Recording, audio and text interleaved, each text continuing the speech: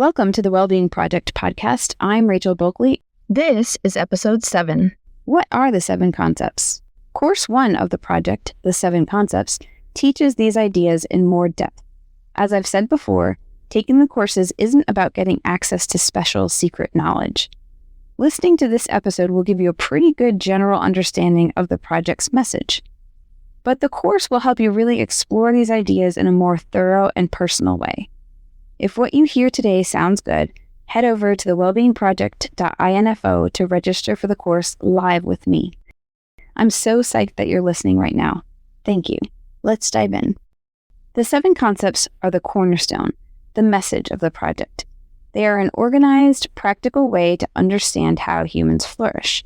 They explain what humans need, how to meet those needs, and how the needs of the individual are interrelated with the needs of the collective.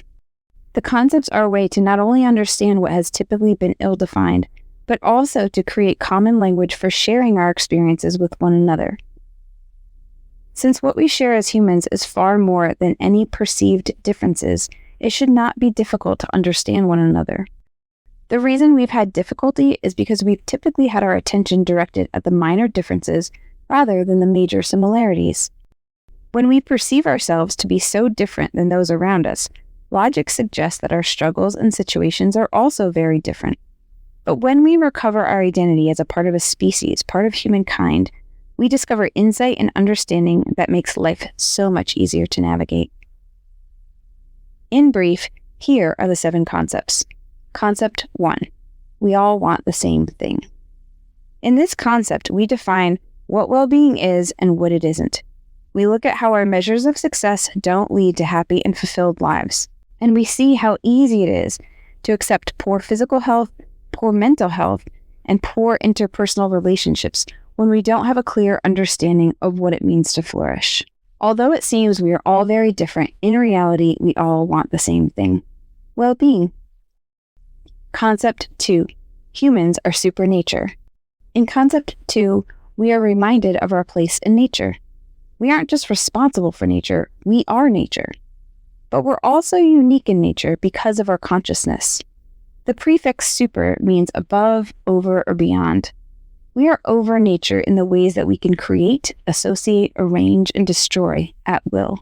When we look closer at what being a part of nature means, as well as what it means to have such a powerful consciousness, we understand ourselves in a completely new way. We also understand why we fail to make sense of life when we disregard our nature and our consciousness. Concept 3. Human purpose is universal. What's the purpose of a tree? A tree can be used for shade, for lumber, for toilet paper. But if that tree is an apple tree and it never grows apples, something went wrong. Possibilities don't define purpose. Our purpose is the unique potential that is baked into our genetic and conscious profile. Your purpose is to reach your potential. The purpose of all humans is to reach their unique potential. Though that may seem either too simple or too complicated, it's neither. It's just the inevitable outcome of meeting your needs. Your genes will express your eye color and height without conscious effort. Your hair will regrow every time you cut it. As long as you receive sufficient nutrition, rest, and exercise, your body is designed to reach its potential. The same is true of your consciousness. When your psychological needs are met consistently and well, you will develop to your unique potential, even if you don't know what that is ahead of time. Concept 4. There is a map to your purpose. Throughout all times and in all places, there is a fundamental story that has been told, a monomyth. Joseph Campbell, a professor of comparative literature, explained it most comprehensively and called it the hero's journey. When we look past the surface of mythology, we find a story of human development. Humans have always needed stories to understand our place and path. We need them just as much today. The hero's journey gives us a template that we can plug our own experiences into and understand them deeper. The template helps us understand where we come from, where we are, where we have the opportunity to go, and what we can expect to experience along the way. I can't emphasize enough how much using this metaphorical map can shift your perspective and immediately impact your sense of well-being. Concept 5. There's a method to undo madness. While stories have been the most enduring method for teaching wisdom, rituals have been the most enduring way to connect our practical lives with our beliefs. I like to say it like this: humans need a big story and small tasks. The story gives our lives meaning, and the tasks give our days meaning. The daily habits we keep connect us to one another and to the larger meaning we draw from life.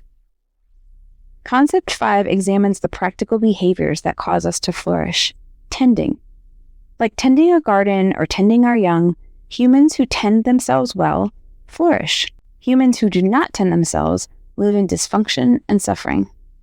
The way to exit the chaos we often perceive is to tend our needs with consistency and care. If you and I were walking down the street and I pointed and said, "Wow, that person really takes care of themselves," I just observed that they put effort into tending their physical body. I might have drawn that conclusion from signs like a muscular physique, good posture, clear skin, healthy hair, obvious grooming, or stylish clothing. But what I can't know is how they tend their inner life, the being that animates their body. You've probably heard me point out that amputating my limbs would not make me less of a human. Who I am must be the immaterial part of me, and that part, the being, is what we never learned how to tend. How do you nourish yourself when you aren't referring to your body? How do you rest your being? How do you exercise your being? Concept 5 is all about clarifying and simplifying how we practically tend and maintain our inner lives as well as our bodies. Concept 6. The goal of the individual is the goal of the collective. You can't have a healthy body if the cells are sick. You can't have a healthy society if the individual citizens are sick. But when you have healthy cells, the body is healthy. And when you have healthy citizens, society is healthy.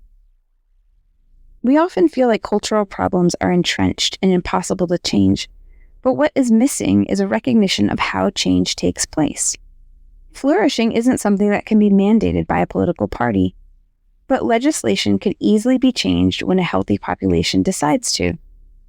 Since well-being is something that all humans desire, we don't need to argue and convince one another.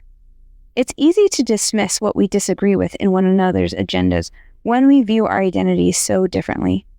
But when we recover our identity as a part of humankind, our goals naturally align. Concept 7. The way to make the world a better place is to be a better part of it. There are always competing messages blasting from society's megaphones. One camp tends to lead towards scarcity, greed, and competition. They say that we must protect ourselves and our resources from others who want to steal our security. Another camp says that we must look out for everyone and provide for everyone if we want a just society. They believe altruism is the necessary basis for the collective. The problem with both of these messages is that they fail to start with the reality that each human shares the same motivation, their own well-being. If we become fixated on what others may want to take from us or what we should be doing for others, without first taking seriously our responsibility to ourselves, we will inevitably fail to experience or contribute our potential in the world. Beyond childhood, you are the only person on the face of the earth who is responsible for your needs. If you don't take that job seriously, you can't reach your potential and you fail to achieve your purpose. But if you do take your needs seriously and meet them consistently, you will inevitably arrive at a place of transcendence. At that point, it becomes your need to meet the needs of others as a part of continuing to ensure your own needs are met. So, whether you care about making a difference in the world or not is beside the point. You don't have to care about others. As long as you care about truly understanding and meeting your needs, you are contributing all that is necessary to the world around you. Simple, right? That, of course, is a brief summary, but it should give you all you need to know to decide whether a deeper understanding of the concepts will help you flourish.